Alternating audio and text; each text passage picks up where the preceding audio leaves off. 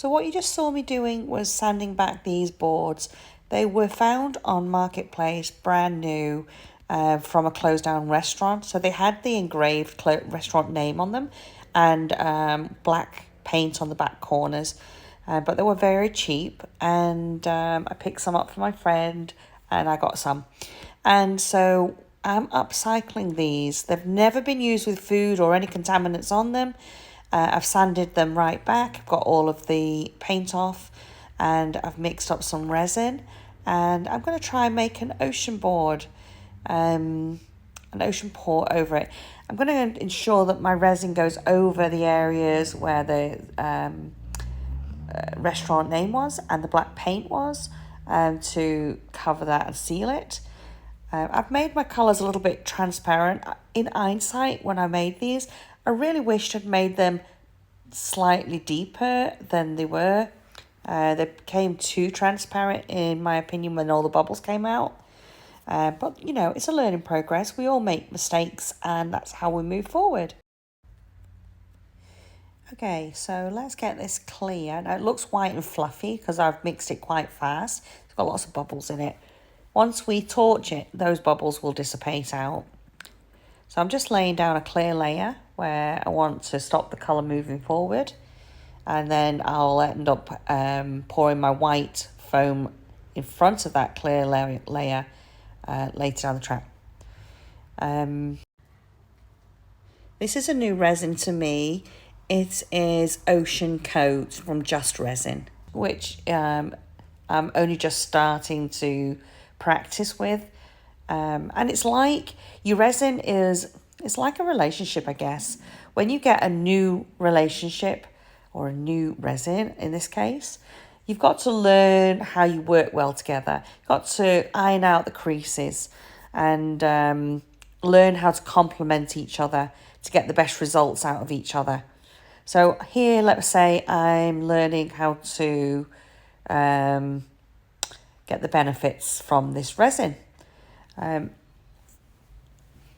So yeah, I've laid down my clear layer. I'm now going to lay down the 3 different colours in order, lightest to darkest. And like I said, I wish I'd done it slightly darker, more opaque. Not opaque, but I still wanted the transparency, but just needed a fraction more of the mica powders that I chose to go in here. The colour I'm using is Colour Passion's Teal Luster as my colour choice. And yeah, and I've just added different amounts in each pot of the Teal Luster mica to get the different transparency. All right, onto the second level. So you can see the difference in the colour now, just by adding a little bit extra mica. And I'm just going to go along and do this on both of the boards, and then we'll smooth it out. So rather than you watching me doing this on both the boards, I'm going to just skip through to the next layer, and so I'll be back in a minute, or a second for you.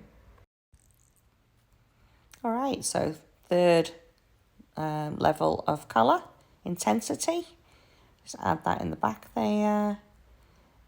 So you can see the clear, you can see that transparent shade, and then going up in levels of depth in colour to make it more opaque.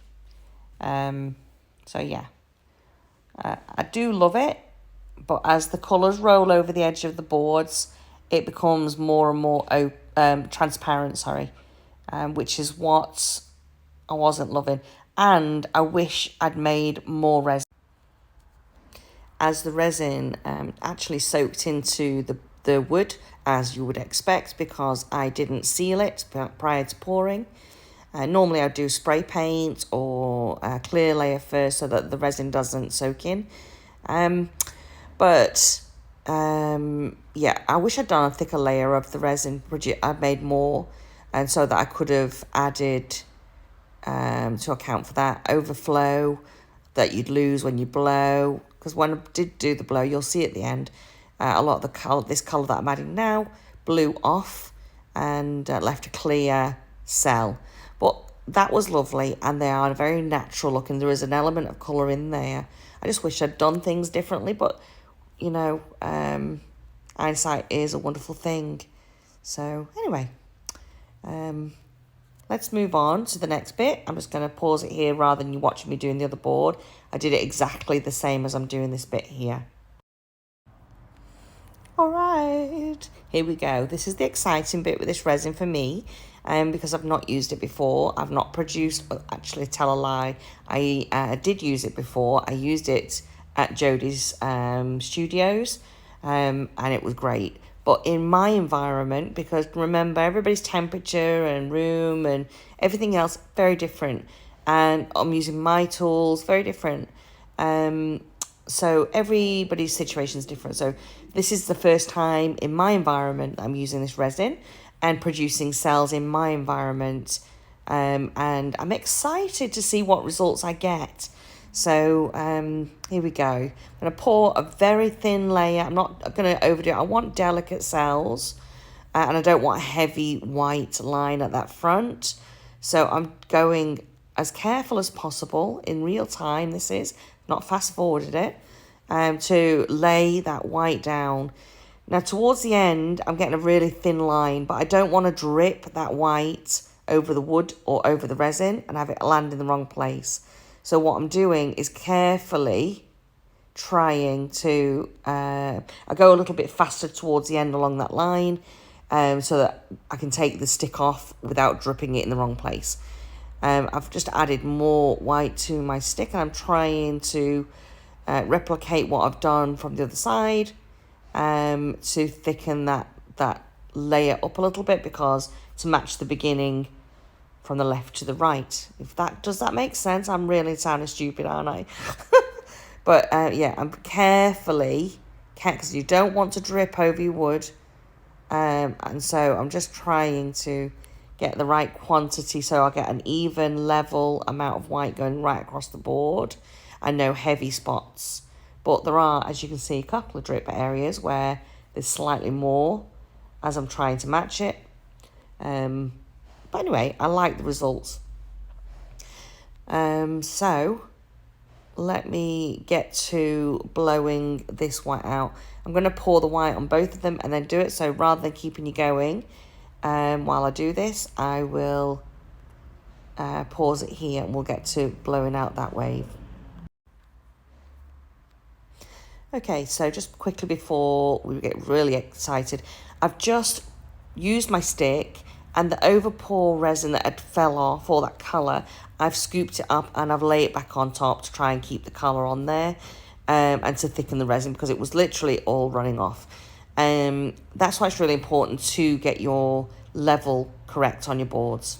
So you see me here now. This is a new heat gun to me, and it's not an expensive one, but it's got a temperature variance.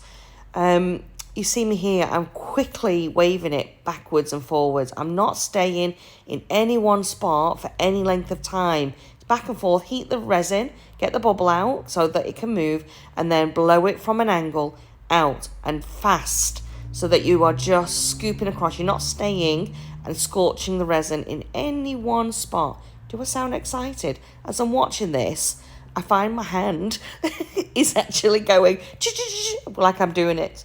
Yeah, I'm replicating the actions while I'm actually talking. It's hilarious. So that's it. And now we wait. So we give it a quick torch, just to help those cells pop. And then we have to wait for the magic to happen. So again, very quick torch, and we are not staying in any one area for any length of time, because we don't want that resin to scorch. So that's it. So let's see if I can go in closer for you to see.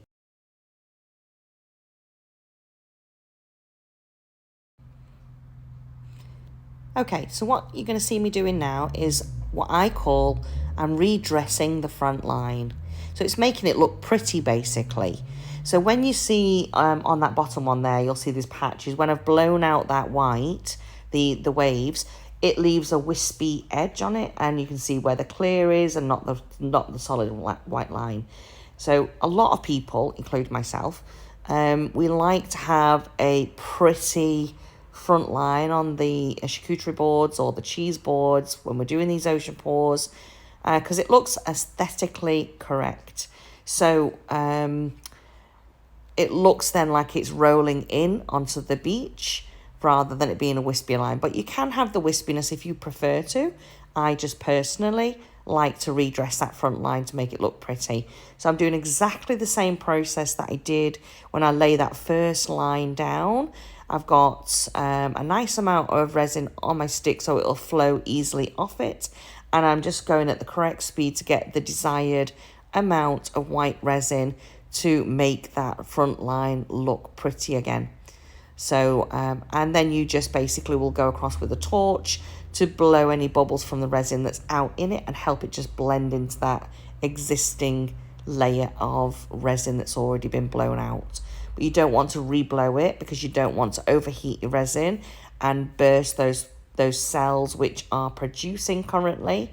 You just want it to blend so you don't have a solid, sudden white line. You want it to be able to just meld into the existing resin neatly without producing a big heavy white line. Right, so I'm showing you something here, how to correct something. If you see where I'm putting this clear, I've actually scorched the resin in this spot here, which means I've added too much heat and I've got a bit which has got these really tiny solid cells stuck to the board that won't move because the resin has been burnt off it. The heat has thinned it out so thin that the resin can't move anywhere. So I'm correcting it. So even though you can scorch, as long as you address it straight away, you can fix your problem. Just be very careful. And I've taken a lot of time and many mistakes to get this right. So I've added a clear on top of where the scorch is. And then I'm just gently re-blowing that white out over that clear. And you will see what happens in a second. And it really fixed it up and it was beautiful. Now I had to blend it all. And I wouldn't recommend you reheat your resin and do this generally, because you can, like I say, break those cells being produced and change it. But look in front of the eyes now. Can you see those cells where I added that white and re-blew it out? Because it had more white resin that hadn't soaked into the board, the cells were a lot better. So I'm learnt from that, obviously, because I didn't, like I said before, seal my board. I wish it had a thicker layer of clear that wasn't soaked into the board before I blew out the white, because I think I would have got a lot better result like I did here. But I'm really thrilled with these cells here. What do you think?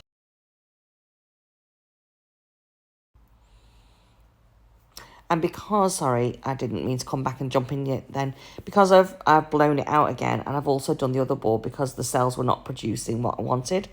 What I've redone now, again, is I'm redressing that front line again, because you can see clearer now as well that it's quite wispy front there. So I want that to look a lot more dressed and blended.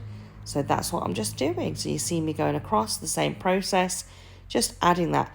Just be careful about how many times you do this, because each time you redress this, you are adding more white pigment, and that can lead to a very heavy white line at the front if it doesn't blow out.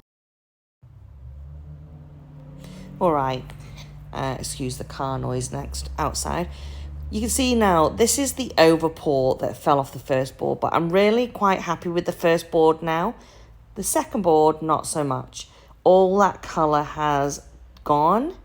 And so what I'm deciding to do here, as I'm learning, and these are test boards for me of different techniques, I am picking up that pigmented colouring and of the teal luster, and I'm adding it back onto the top of the back of the board. Now I'm not coming near the front wave because I do like the delicacy of that front wave. I'm missing that pigment at the back of the water, and I want to try and see if I can add it back in. So That's what you see I'm doing. I'm trying to add a thick coverage over there of that pigment. I'm then going to redress that line and see if I can't do a second wave immediately. And normally what I would do is leave the first wave to cure before adding a second wave. But as I'm not happy with the overall effect, I'm losing nothing from this. And worst case scenario, I can sand it back tomorrow and do a second wave on it anyway if it doesn't work out, or start again. So I'm not concerned at all, but I thought, well, what I've got to lose, might as well try, add the colour in. And as it happens, I'm really happy with the effects of adding the second wave on like this. Again, it's not ideal because you could potentially blow out the cells that you have produced at the front of that wave and ruin what you've already created because you're adding heat to the resin again. But, you know, for me at this point, I'm happy to take the risk for that. Just because, again, I'm learning about this resin, I'm learning the techniques, and I'm trying and experimenting to see what I can get away with as we learn to work together, the resin and I and the pigment. So that's what you're watching me doing here. I'm not fast forwarding it. I think you need to see it in real time anyway. So there you go. So get a little bit of the deeper, because I'd added a deeper of the pigment. I just want a bit of that on the corners because I don't want it so translucent at the back if I can keep the colour on. So I'm just picking up from underneath and adding it back on from there, from this board. Okay, so I've got no more clear resin left. So I'm just going to add this layer of white at the front of the blue coloration and just blow it straight over the colour. Now, this may or may not stay white. And the reason I say that is because I've got no clear to protect it from merging with the blue. So you may get a milkier blue coloration in your white waves at the back. But this resin at this stage is getting quite thick. So the chances of it blending are reduced because it's already starting to thicken a lot. So yeah, so here I am. I've just heated the resin gently and I'm blowing. I'm trying not to blow at the front, only at that wave at the back. But you are going to get some heat at the front, so just be aware of that. So move quick so that you damage that front line as little as possible. And you see, I'm just blowing it. I'm just moving it, not a lot. I just want to get that softness to it without blowing off the colour or colouring the colour. Okay, so once you've blown out your wave, just go ahead again and just redress that front line to make it look pretty. Now, you'll also notice just there, the second line I didn't go along and match the front line. Because if you think about rolling waves, they don't come in the same lines and just roll in. Unless they're really, really gentle, maybe you might get some sort of that. But generally, they don't go along the same line. So don't be afraid to make it look odd on the second line against the front line, because that's the way natural waves would come through. They'd come through differently depending on the strength of the wave and the blowing and the undercurrent. And so there's a lot of, that. So don't make it same, because then it's just too false. So you can see like there's areas where it's almost close and then there's bigger gaps, and that makes it look more realistic and natural, I believe.